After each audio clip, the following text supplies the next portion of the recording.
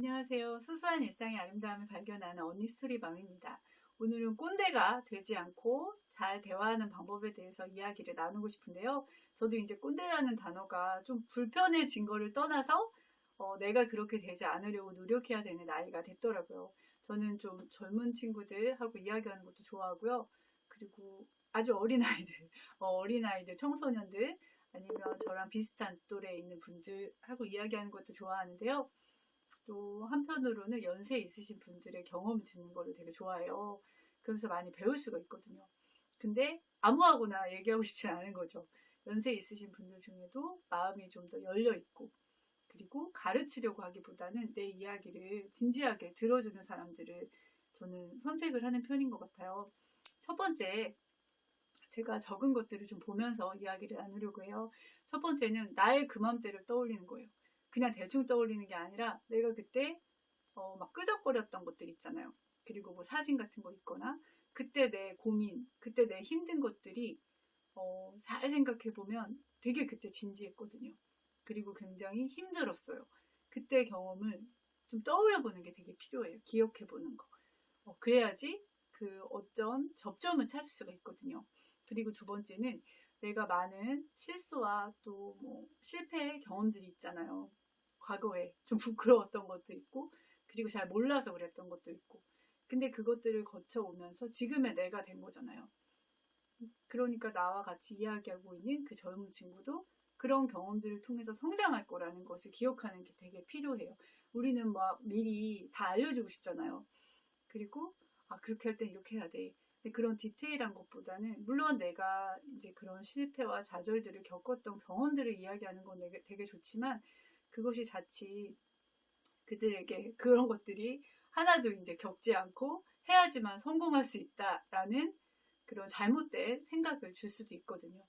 근데 부딪히면서 배우는 것들이 굉장히 크기 때문에 그런 부분들에 대해서 인정하는 것이 저는 필요하다고 생각하고요. 세 번째는 그 사람들은 뭐 고민도 듣고 싶고 조언을 원해서 나를 만났지만 사실 그들에게 더 필요한 거는 그들의 이야기를 들어주는 거예요. 진심을 다해서. 충분히 이야기할 수 있게.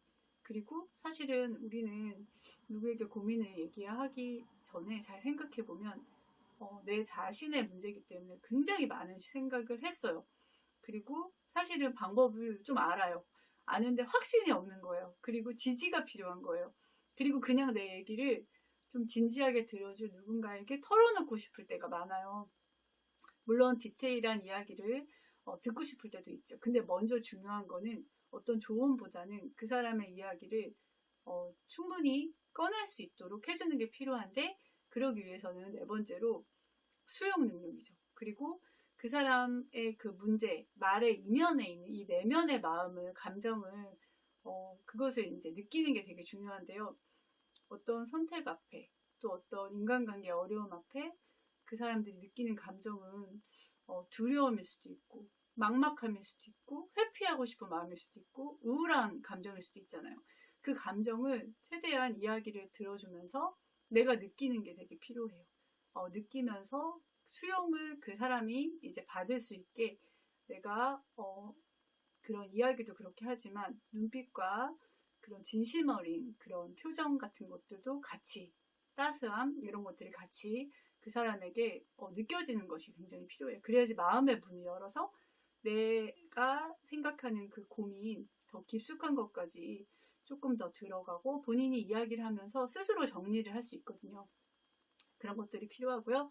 그리고 또 서로의 감정과 생각이 또 경험치가 나이도 다르고 시대도 좀 달라요. 그리고 정말 몇 년 차이도 굉장히 크더라고요. 그래서 그런 것들을 기억하는 게 굉장히 필요해요.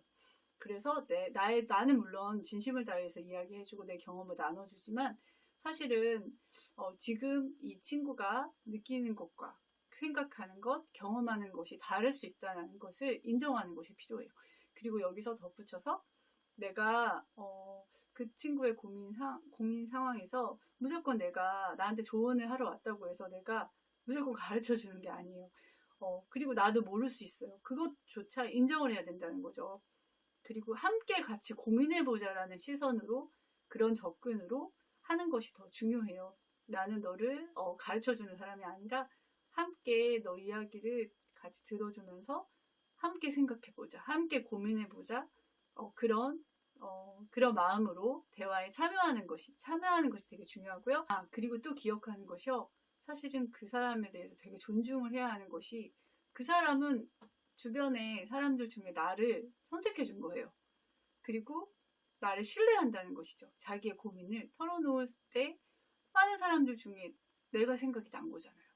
그러면 그 사람은 어쨌든 나에 대한 존중감도 있고 신뢰감을 가지고 나한테 왔기 때문에, 내가 막 그거에 대해서 생각할 때 그게 별거 아닌 것처럼 느껴지더라도 사실은 그게 굉장히 그 사람에게 중요하다는 것을 인식하는 게 되게 필요해요. 절대 가볍게 생각하거나 시간이 지나면 해결돼, 그 별거 아니야, 그런 식의 접근은 그 사람에게 되게 상처가 될 수가 있어요. 굉장히 진지하게 그 사람에게 너무나 중요한 문제라는 것을 인식하고 접근하는 것이 굉장히 필요하다는 이야기를 하고 싶고요.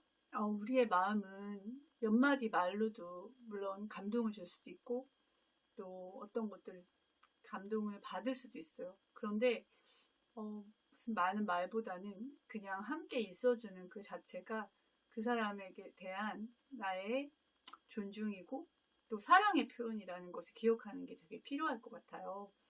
그리고 그 사람이 충분히 그렇게 이야기를 하면서 스스로 자신의 길을 찾아갈 수 있도록 옆에서 응원해주는 자로 남아있는 것 또한 저는 중요하다고 생각해요. 꼰대가 되지 않는 방법에 대해서 이야기 나눴습니다.